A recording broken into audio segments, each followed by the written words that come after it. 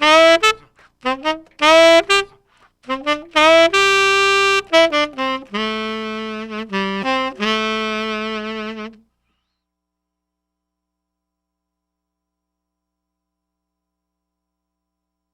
the Olympia Fellowship of Reconciliation. This TV series explores a variety of issues that relate to peace, social justice, and nonviolent social change. The current economic crisis has made people think more deeply about economic matters. Now we have an opportunity to learn about economics, to think creatively, and to propose fresh ways to restructure the economy in vastly different ways. Let's create economic solutions that promote social justice, protect the environment, foster a more humane society, and promote peace. If we fail to consider our deepest values, if we fail to think creatively, if we fail to consider radical alternatives, we might just end up with a stimulus that only promotes consumption for economic growth with the same rich people on top, and we'll end up stuck in the same mess again. We need to be asking fundamental questions such as, what injustices and distorted side effects have crept into our economy? What valid purposes should an economy serve? If we could redesign our economy from scratch, based on our deepest values, how would we want a perfect economy to function? To help us explore these and other profound questions and to generate thoughtful and creative answers, we have three guests with different areas of expertise. I'm happy to welcome Bob Poteet, Monica Peabody, and Cy Englert. Bob has a professional background in electrical engineering and construction. As a volunteer, he has studied economics extensively, and he's active with the American Monetary Institute. He's also active in Veterans for Peace. Good to have you here, Bob. Thank you, Glenn. Monica Peabody is a frequent guest on this TV program. She's a skilled organizer on issues related to poverty and economic injustice. She especially works with the organization called POWER, Parents Organizing for Welfare and Economic Rights. Monica, good to have you back. Thanks for inviting me. And Cy Englert volunteers with Northwest Earth Institute. Northwest Earth Institute produces resources and conducts workshops, study groups, and other activities to empower individuals and organizations to protect the environment. Cy, good to have you here. Thank you, Glenn.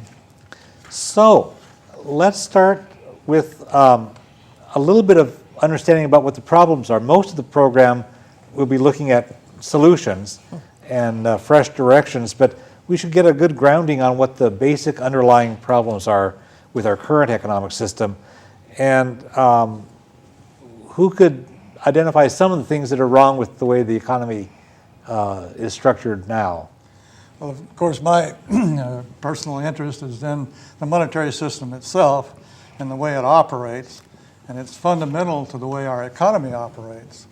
So that's so fundamental that we are dependent on it for our living, and we need to understand how it comes into being. So we have three manifestations of money in our society. One is coins, which are created by the Treasury, the United States Treasury, and spent into circulation, debt and interest-free. It's the only good money, or the only form of money that we have, actually. We also have the Federal Reserve notes, which are debt notes. They're backed by Treasury securities, which means that they're backed by you, the taxpayer. And those are the dollar bills, the currency that we're used to. Those are dollar bills. Yeah. And they are evidence of debt. They are debt notes. Yeah, from the Federal Reserve. Yeah. But our economy, as far as our transactional economy is concerned, it runs on probably about 98% of bank credit. And that's what we really use as money. It's the dominant, way dominant form of money that we use. Now, some people say that banks create it out of nothing or they create it out of thin air, but what they do is they simply create it with bookkeeping entries. Some people mistakenly say they're printing money, but that's a little bit misleading. So the way the system starts out, if the Federal Reserve wants to increase the money supply, They buy an asset like a treasury securities, and they do this by granting credit to a securities dealer. Just make a bookkeeping entry in his checking account. So he has his money, and at the same time they credit the dealer's bank with reserves of that amount, and in our example that we have, it's $10,000. And given that the banks have to hold back a 10% reserve, they can lend $9,000. And then that $9,000 gets deposited in another bank with a transfer of reserves, they can create $8,100. And under a 10% reserve requirement, then the banks can create another $90,000 on top of the $10,000 that the Fed started with. So the total theoretical creation would be $10,000. And that's what our economy works on. But it comes into being as debt. When the bank creates a debt, it creates the principal of the debt, but not the interest. Then when the money is paid back for the loan, the principal is paid back, it vanishes out of existence, leaving a residual debt of the interest. This causes an exponential growth of debt throughout our whole economy. And we'll get into that in just a couple of minutes. I know you have some graphs that we can look at to understand that further. John Kenneth Galbraith once said in one of his books that the way banks create money is so simple it repels the mind. And for decades I've been saying it is so simple it's incredible. You tell people they don't believe it.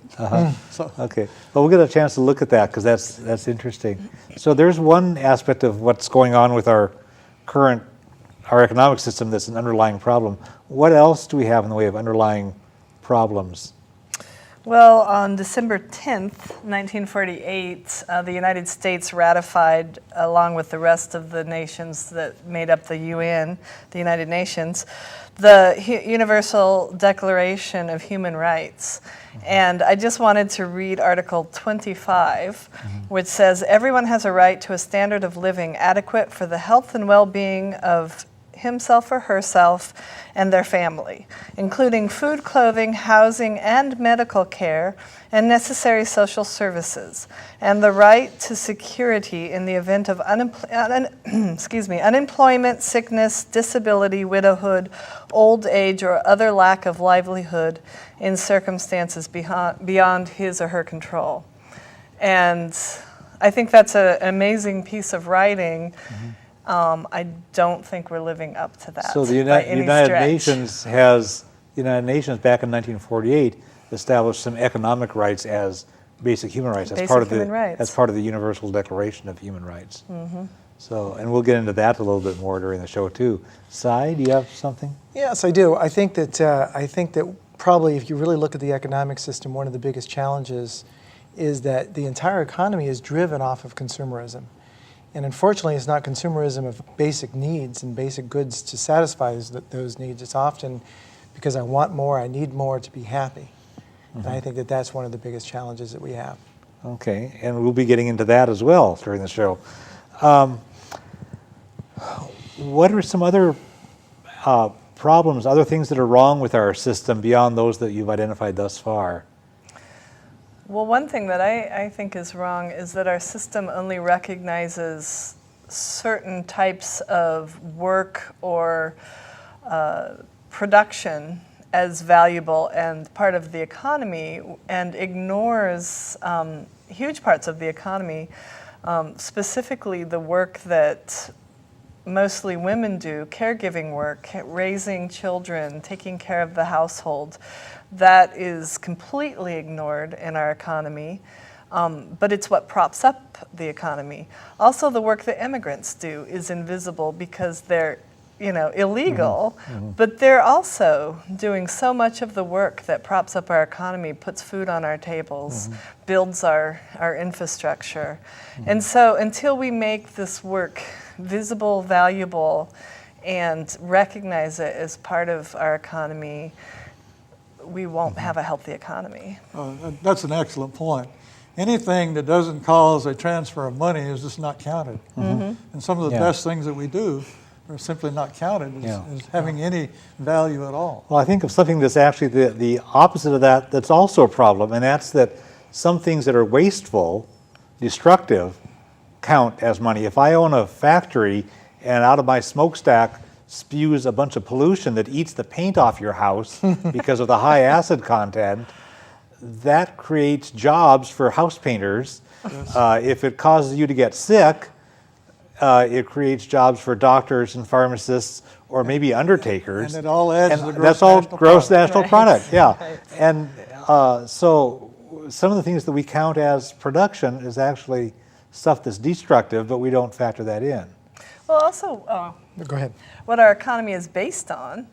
Marilyn Waring, one of my heroes, who was the first woman to be a member of the New Zealand Parliament, is an economist, and she studied what the U.S. economy was based on and discovered, to her shock, that it was based on a readiness for war.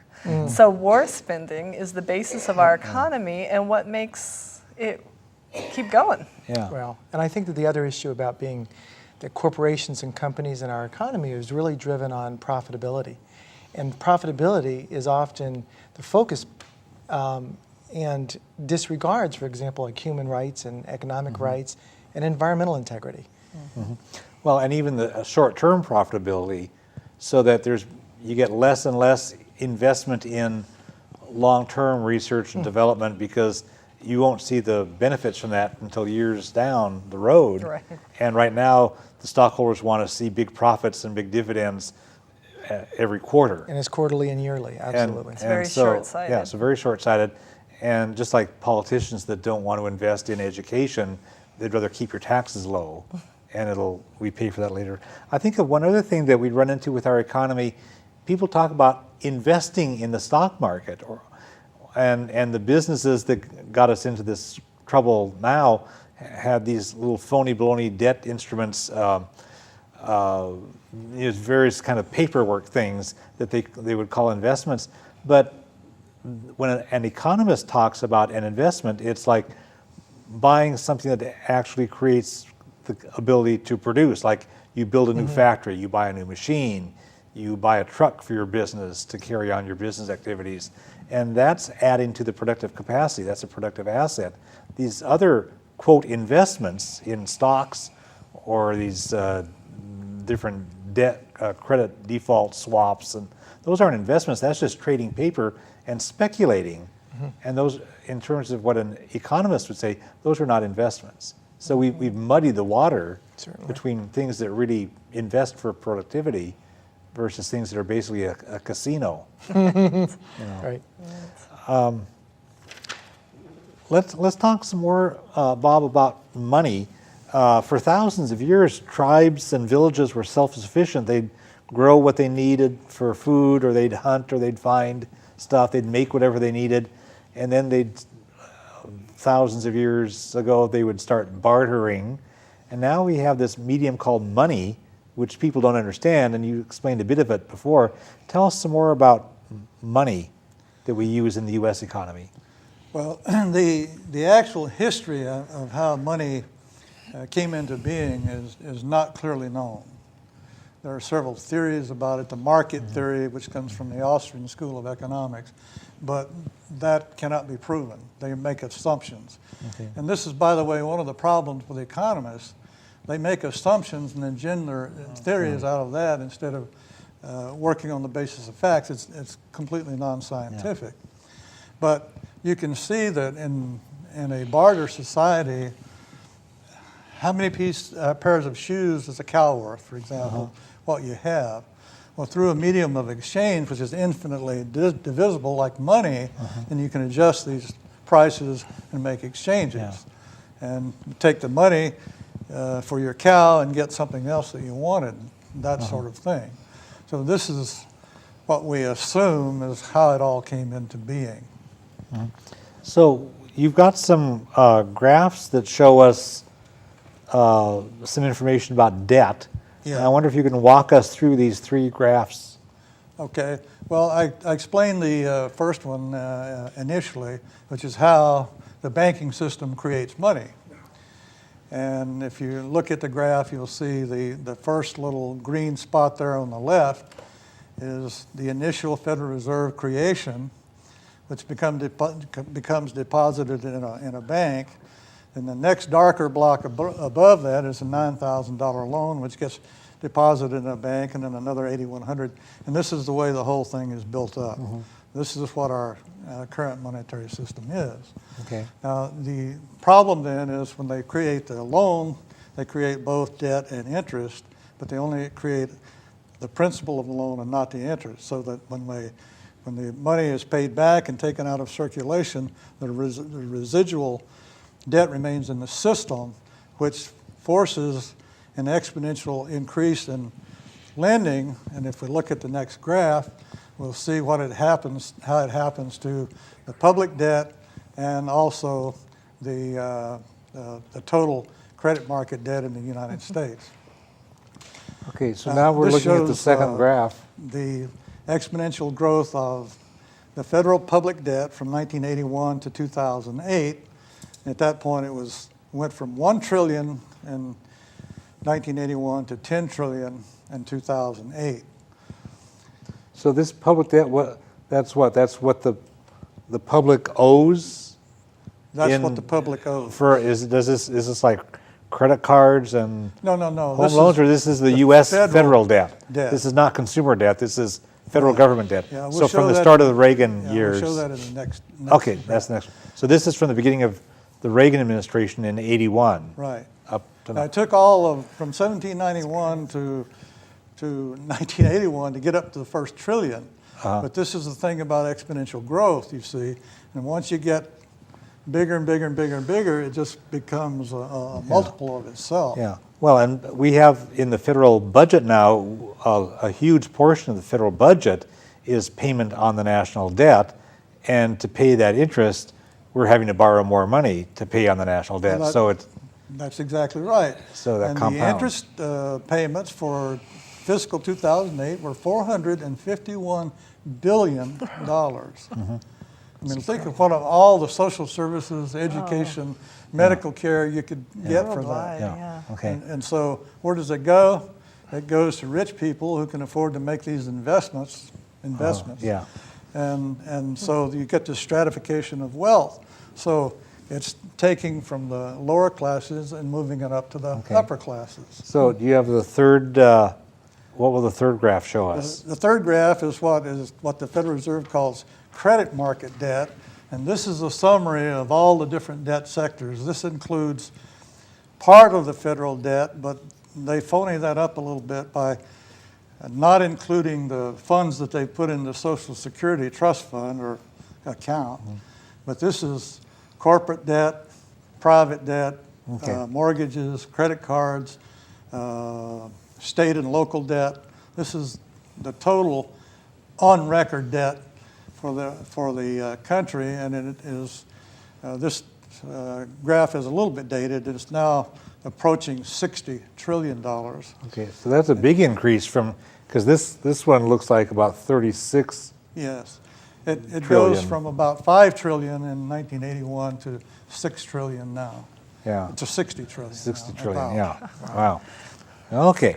Now, so we find ourselves with this economic crisis in our hands, and depending on what you read, you see a lot of different causes for the crisis. A little bit of what I've read talks about what you said, but not much. A lot of it addresses other reasons. A number of solutions have been put forth to address this, not necessarily solve it, but a lot of these solutions involving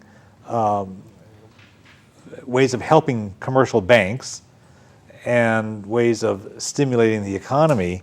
And I wonder what you think about how well the kinds of solutions that have been proposed address the real problems, or what else you'd recommend instead. Do you have and we can be fairly general because most of the program will be looking at solutions to the whole system, but I'm curious if we have just any reactions to the stimulus packages and the other so-called solutions that have been Well, that have the been organization that I'm with, the American Monetary Institute, has written a bill that would change our system from bank credit to public money.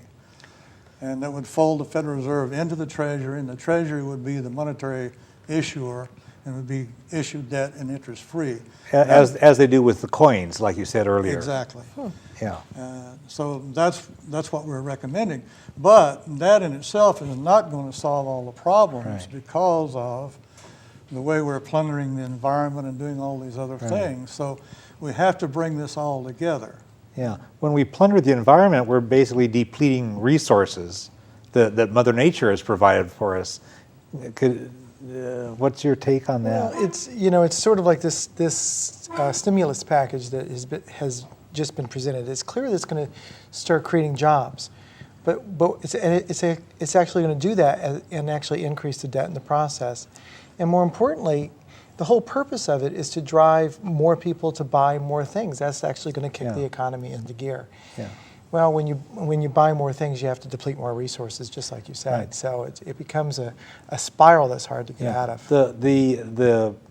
The tax break for buying a car also extends to buying a truck or one of these big RVs, these big gas guzzlers. So taxpayers are giving subsidies for people to buy these big gas guzzling trucks and RVs, and that seems counterproductive. Certainly is, especially from an environmental perspective. Yeah. You're being kind and call it counterproductive. Well, it's a family show. We can't use the technical terms. Let's talk some more about how our economic system affects the environment and the whole natural world. Can you tell us some more about that, Si? Well, yeah, I would love to. I think the biggest challenge that we have within our economy and even what we've done is we've got programs like NAFTA and the WTO, which is actually emphasizing the point that we need to drive the cost of our goods as low as they possibly can. So what we end up doing, a lot of U.S. corporations end up taking their business abroad, to take advantage of cheap labor, and in countries that have almost little or no environmental protections. So once again, our goods and services that are being produced that we buy don't actually bear the full cost of production and the social costs the social and the environmental costs that are actually part of the bigger equation. Well, they certainly don't address the social costs of communities that are devastated because the factories are shut down and the people end up being poor and homeless because there are no jobs left, nor the environmental and those are costs. in the U.S. That's here. Right, exactly. And then nor do we address the costs of the environmental costs elsewhere. Absolutely. One of the reasons that besides cheap labor, that they take this production to another country is that there are less stringent environmental constraints. And so they can pollute more freely and then ruin the lives of the people that live in those countries. And they have a system that they put in place, the Monetary Fund and the World Bank, when they go into a country and bring capital to the country to make money for these corporate interests, that we call structural adjustment. And part of what they do is they decrease social spending on social services, education, the infrastructure that supports the citizenry of the country, so that those people become more and more desperate and will take the 14-cent an hour job in the factory because they have to feed their families.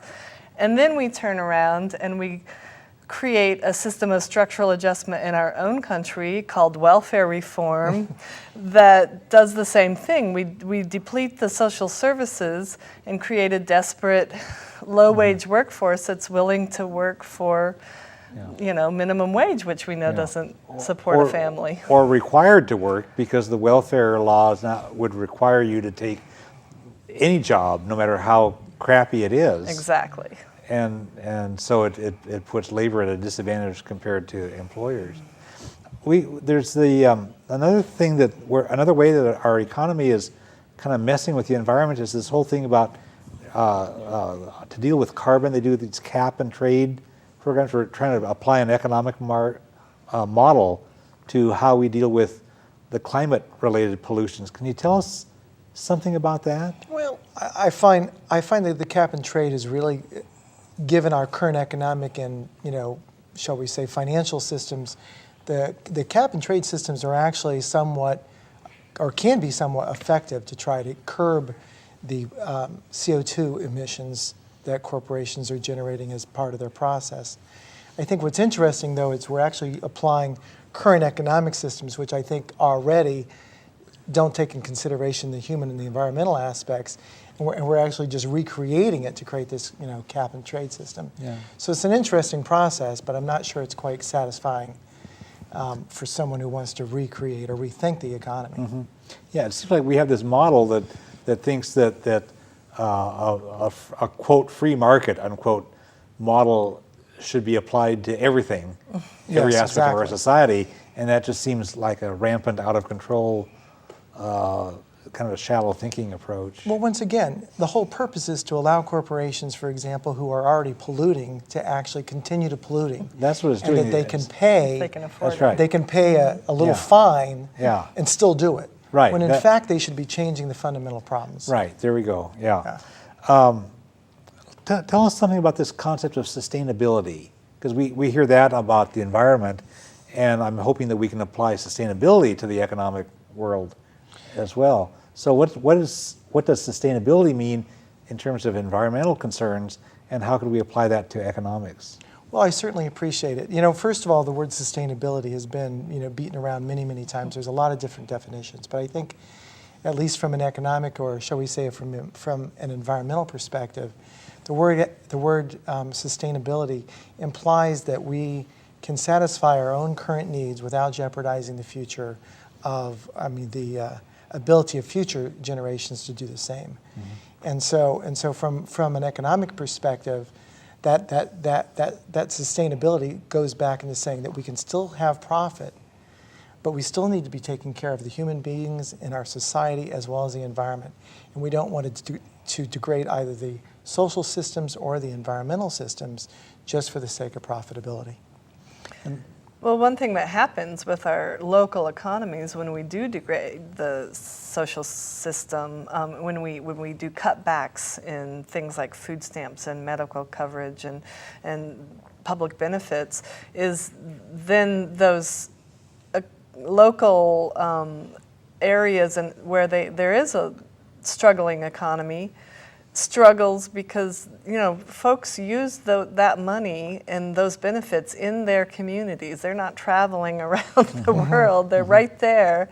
And so as they lose their benefits, the local businesses lose their customers, and we see rampant devastation. Yeah. So the way that it should work then is for public benefits, whether it's public assistance or food stamps or whatever, to be counter-cyclical to, like unemployment benefits do, to help prop up in hard times. But when those are cut, that allows a hard economic time to get even worse, spiral down in the communities that are especially hard hit. Mm-hmm. So they become worse off. Mm-hmm. Can we address this whole notion of economic growth? That seems to be this mantra that we got to have endless growth, endless growth, endless growth. And I think, cancer is a growth.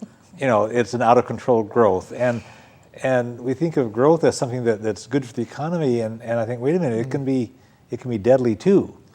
Well, our capitalistic system has reached, I like that word cancer, that cancerous growth condition.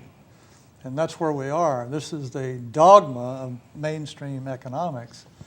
An economist that I respected and appreciated, Kenneth Boulding, once said that only fools and economists believe that you can have infinite expansion in a finite universe. So this is one of the first things we're going to have to accept is limits to growth. I mean, we cannot continue to grow. And this, unfortunately, gets down to a very unpopular subject, population. Which hardly anybody is willing to talk about. Exactly. For all kinds of reasons. Exactly. People just don't want to deal with it. But that's. But the system that we have is focusing so much wealth into the upper 10% that all of these conditions of poverty and stress that we have in our society are coming right out of it. And this really comes right back to this force for growth, and this is fueled by our monetary system, which demands growth. It's the only way it can survive. Well, and if you look back to what's happened to real wages, the actual wages that people get after you allow for inflation. They peaked in about 1976, and they've been sliding a little bit since, and they've been sliding a lot worse more recently. And people really are economically less well off than they were 25, 30 years ago.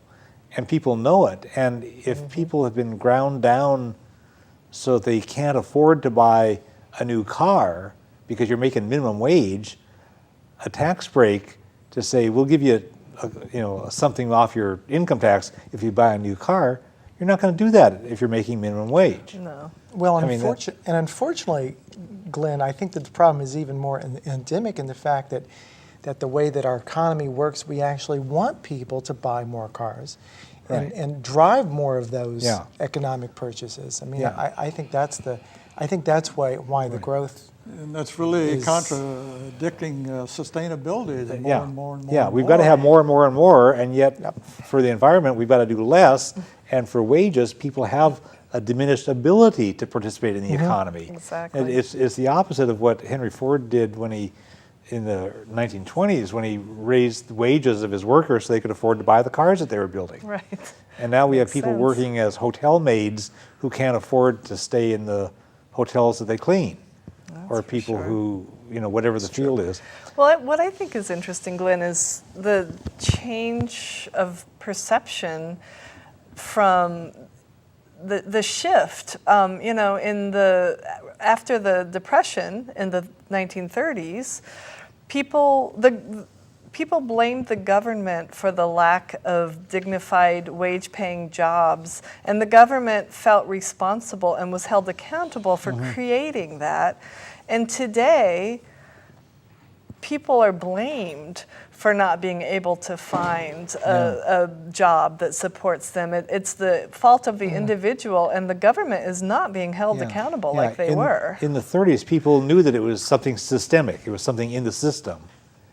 And where did that go? Yeah, what that happened accountability? To that? Yeah. Well, here comes the fun part of the program. From now through the rest of the program, let's look at what the solutions are. Let's look at if you could devise an economic system that reflected your deepest values and your finest sense of things, what values and goals would drive the economic system, and what would the economic system look like? How would it function if it were based on your best values and goals? Well, if I could jump in on that one. When I was in graduate school at Naropa in Boulder, one of the things that I came across was this thing called the Earth Charter. And what's interesting about the Earth Charter to me was that it was a UN-inspired effort to actually create something that was very centered around systems thinking. And they actually developed a set of principles that actually provided that would guide humanity to a sustainable way of life. And what's interesting is that it focused upon the interdependence about social, economic, and political, as well as the environmental aspects and systems, while celebrating the community of all life. And what's interesting is the U.S. Conference for Mayors has already adopted the Earth Charter as that foundation, or as that way to start making policy decisions. And if we could only have our state, local, and federal government adopt such principles, I think would be a lot further along. What else would you see? What other values and goals would you have for a good economy, and what would that economy look like? Well, I think Monica gave us a good start with the thing right from the UN Charter, the Declaration of Human Rights. Yeah. That's where we have to start, that everybody is entitled to a decent share of the production of the earth. Yeah. And it cannot be given over to these corporate thieves who just have more than can ever use, and it becomes a game of, if they get 1 billion, they want 2 billion. If you get 2 billion, they got to have 4. Somebody else got 4, I got to have 6. Yeah. And so this is completely destructive to any kind of a moral society, as far as I'm concerned. Yeah, I remember during the presidential campaign when somebody asked John McCain how many houses he had, and he didn't even know. It turned out that somebody had researched he had about 7 houses. I think that a healthy and ethical and moral economy would say nobody can have a second house until everybody has their first one. You know, only after we've ended homelessness and everybody has a decent, safe, humane place to live, only then can people think about having a second house. One of the principles in the Iroquois nation was that the chief couldn't have a house until everybody else had one. I thought that would That's be Is that right? beautiful. Yeah, that's good. good start. A homeless good. president. Yeah. I mean, you know, just the notion that housing is a right is, Yes. we're so far away from that, you know, and how do we get back to that? And I think that, you know, like I mentioned earlier, propping up our economy's been propped up by this invisible labor for so many years. And I think we can look to other countries. Latin America is an amazing example of rethinking economies and educating the population.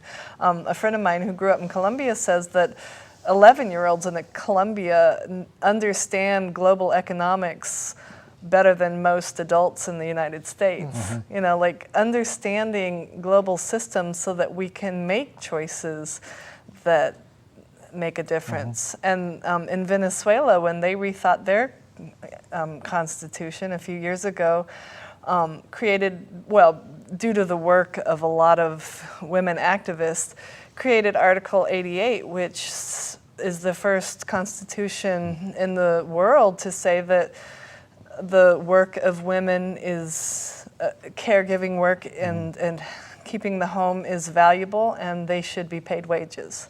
Well, So now women in Venezuela are paid wages for that work. And that's based on real grassroots organizing and self-education where people work this out and organize locally. Absolutely. And they develop that consciousness and it does flow up, although a lot of good stuff is flowing down too, but a lot of that is bottom up and the people are empowered to do that.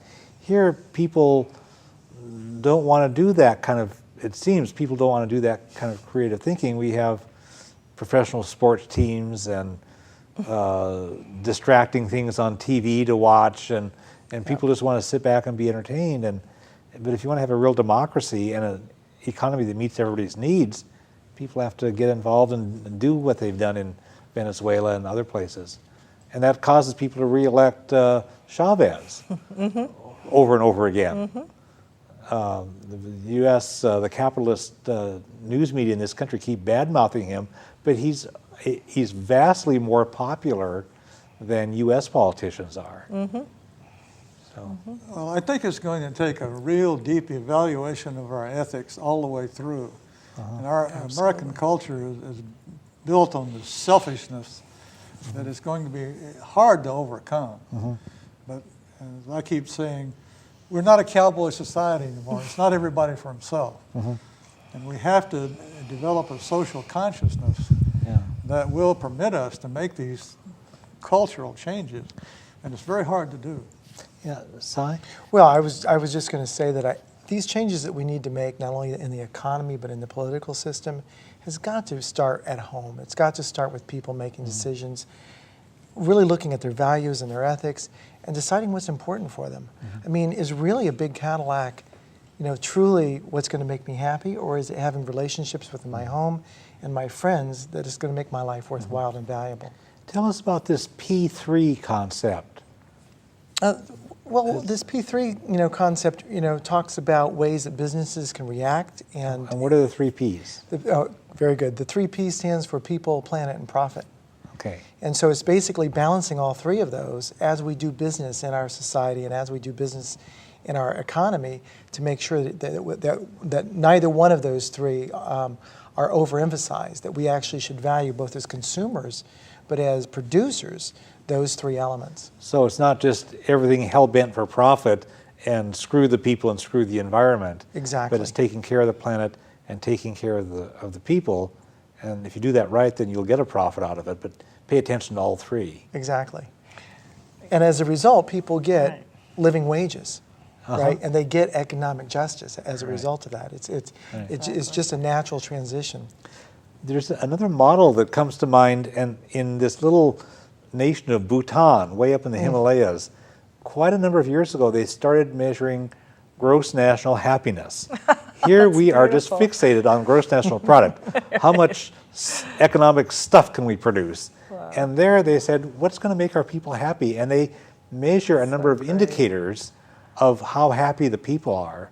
And that's that's what drives public policy in Bhutan, is gross national happiness. That's beautiful.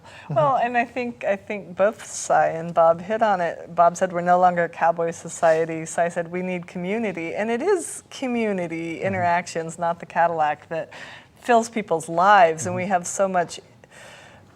You know, we're constantly bombarded with advertisements to strive after this empty happiness of consumerism, and it is community. I mean, I live in community. And it's what allows me, as a community organizer, I don't make a lot of money, but it allows me an element of comfort in my life that I wouldn't have if I were trying to struggle through this alone. And as a single mother, I'm part of a population that is most likely to be poor all over the world. And that's wrong. That should not be happening. Yeah. In our society, we pride ourselves on being a democracy, but we think about that only in political terms. And in our society, we don't talk about economic democracy. And I would like that to be part of the mix as well. Absolutely. That we figure out, if we value democracy so much, then how can we practice democracy in how we make our economic arrangements? Well, I don't think you can have a political democracy until you do have economic democracy. And this is one of the fundamentals of frustrations of the system we have. It is not democratic whatsoever. And some people can call it plutocratic or oligarchic. Yeah, But because it is the a power is at the concentration. top. Power at the top, Yeah. and we mistake wealth for power. And even our Supreme Court has said money is speech. Yeah. So we have some fundamental changes to do there. I don't see money as speech. I don't see money as wealth. I only see it as a tool to affect exchange and some other things. But it has become a tool of power and control. And it's in private hands. Yeah. And as long as the private hands have the ability to produce the money, they have the ability to direct where it goes, or as I prefer to say, misdirect where it goes. Right, Into war, into overconsumption, into exploitation of the environment. And it's a whole system of things put together. And even if I could have my ideal of a monetary system, it wouldn't take care of all these other things. You have to do it all together. Yeah. Well, and with the concentration of so much wealth in a very few hands at the top, that undermines democracy in additional ways. One is they can afford to buy the politicians. They fund the election campaigns. They put money into the campaigns, and then the politicians turn around, get elected, and give them special benefits at our expense. They, so there's that, and also they own the news media. You don't have news media here owned by poor people. You don't have it owned by working class people. It's owned by giant corporations, and fewer and fewer and fewer giant corporations. So a relative handful of people that run the news media determine what information is put out there, what information is suppressed. That's for sure. And so they're able to generate something that meets their own needs, but it's not sustainable. That's true. Because it really has veered off from what the American people would have as their own interests, their own values. Well, one of my colleagues in the American Monetary Institute, Michael Hudson, is an economist, a PhD economist, but he's also a historian. And in a conversation with him, I told him that I had read somewhere that at the end of the Roman Empire, about 1/2 of 1% of people owned about 98% of the wealth. And I said, does your research confirm that? And he says, well, I can't confirm the numbers, but that's exactly what happened. And that's the way we're going now. And he's also saying that the top 1% of income getters in the United States are now getting 70% of the national income. This is completely unsustainable. It's the end of anything that could be remotely described as an American dream. Yeah, or democracy, Or really. democracy. Because how can you have a political democracy without economic democracy, social democracy? you know. And they're also not paying their share of the taxes. That's right. We're paying You're the paying their burden taxes. of their Yeah. wealth. A large number of the giant corporations pay no federal income tax, and a Yeah. lot of them have moved their headquarters off to the Cayman Islands or elsewhere Right. offshore, and they get tax benefits. They know how to work the system. Well, even here in our state, which has the unfortunate claim to fame of being the most regressively taxed state in the that nation. the poor pay more than their share, The poor rich pay less than their share. 17%. The richest 1% pay 2% of their Yeah. income in taxes. Now, what is wrong with that picture? Yeah. Well, I did taxes for my partner in 1987, and she paid more income tax on her retirement than the Boeing Corporation did that year. Yeah. There you go. Wow. Okay. It's a good example. Let's see. We should talk. We have about 10 minutes left. Wow. So this is like zipping along. We want to cover a couple more things. One is this notion about military spending, which a lot of people assume is good for the economy, and it's really bad for the economy. Sometime we should do a program just on that, but it's massively inflationary. It's so capital intensive that it creates very few jobs for each $1 million of spending, and yet we become addicted to it when Congress won't pay for things that the people really need. They'll always pump money into weapons, including a lot of very expensive weapon systems that the Pentagon doesn't even want, but it's the lobbyists from the weapons manufacturers that are pushing those. It's just an amazing The Veterans thing. for Peace is going to have a regional meeting in about a week, week and a half. It's or 2 in weeks. early March. Yeah, Some early people March. will And be watching this I'm program. going to do a workshop afterwards. on just that. Very subject. good. Yeah, I'd be Oh, interested in good. talking with you about that. What would be appropriate roles for the government to play in your ideal economic system? People pay lip service to the free market, but we know that the rich benefit from government intrusions in various kinds of ways. What legitimate roles would the government play in the economic systems that you would want? And we want to kind of be pretty tight here because we want to cover several more topics in the next few minutes. Well, in my view, I think that the government, in just its current form, can continue to give tax credits to companies and industries that are non-polluting and that are going to better the environment and the social infrastructure, and and start regulating those corporations who continue to refuse to support economic and social justice issues as well as the environmental degradation. I mean, cap and trade systems are one thing, but we need to actually somehow penalize them for actually producing the pollution to begin with.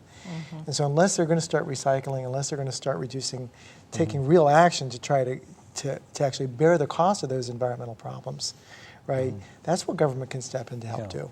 Yeah, heavy taxes on pollution, and you mentioned to me on the phone a few days ago the requirement that when you produce something like a computer, that you're also financially responsible for making sure that the materials get recycled or reused or something at the end, and not just dumped in a landfill or shipped elsewhere. Well, exactly, and that's certainly one of the things that governments can reward companies for doing is this thing called a cradle-to-cradle manufacturing concept, where companies is responsible for all the resources that go into a product at the beginning, and when the product reaches end of life, that they actually are responsible for taking the product back, disassembling it and putting it back into the manufacturing process of new products. So it's not cradle to a grave like landfill, but it's cradle to the next cradle.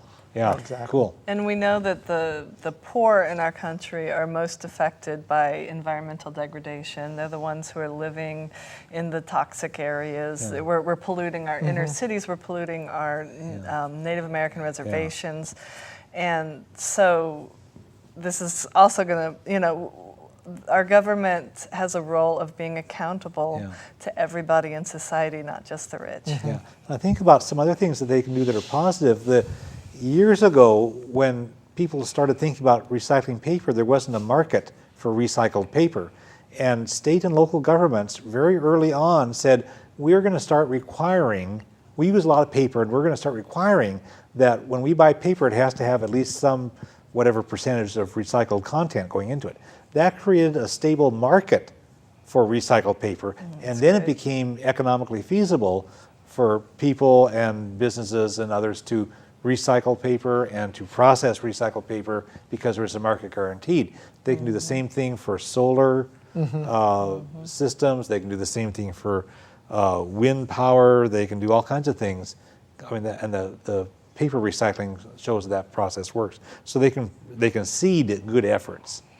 How do we get from here to there? We've talked about a lot of things that need to change, and we have just a couple of minutes left, but I'd like to get some sense from you folks about what can we do, what can people do to move us from here to there?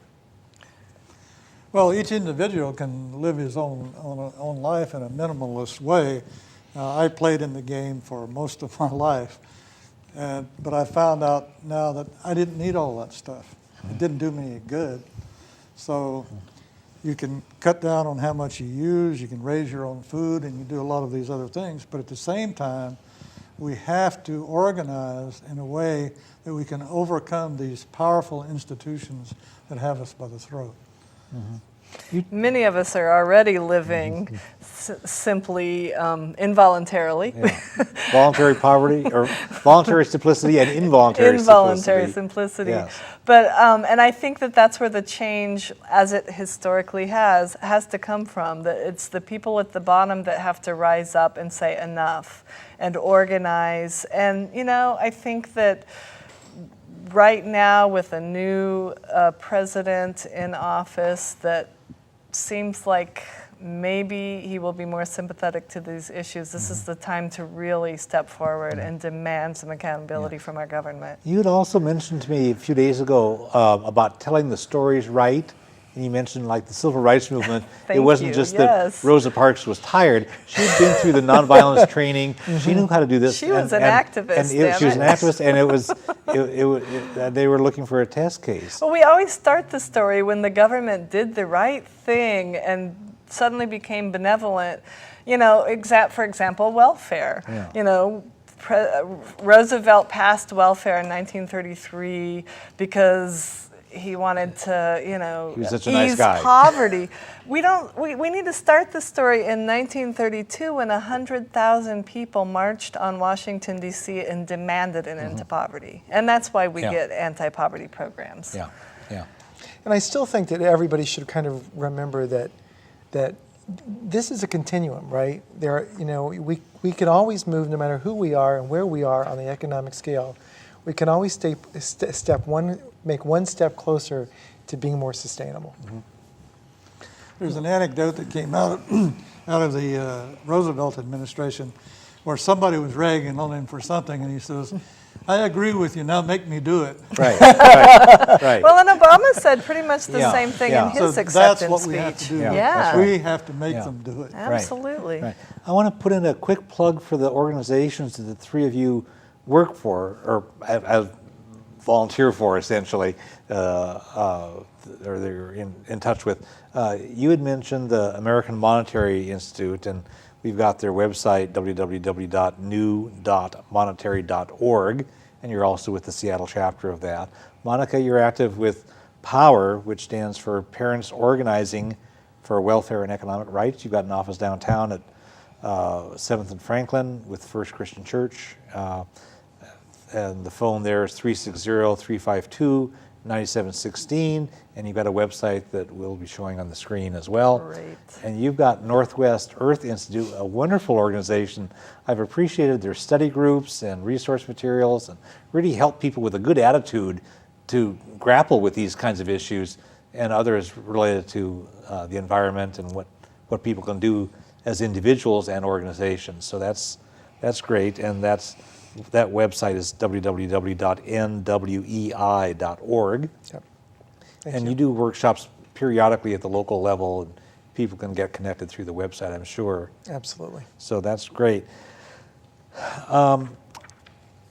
What would you like the viewers to do? We've talked about organizing.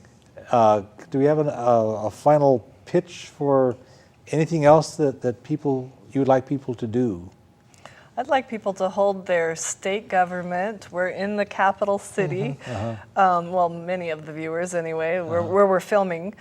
Hold your state government accountable. The legislative session doesn't end until the end of April, and call the legislative hotline. Is that running on the bottom of the screen? We hope. 1-800-562-6000. Yeah, great And number. tell your legislator, hold them accountable. Tell them to make sure that the poorest in our state don't suffer, even Yeah. though we're in a budget crisis.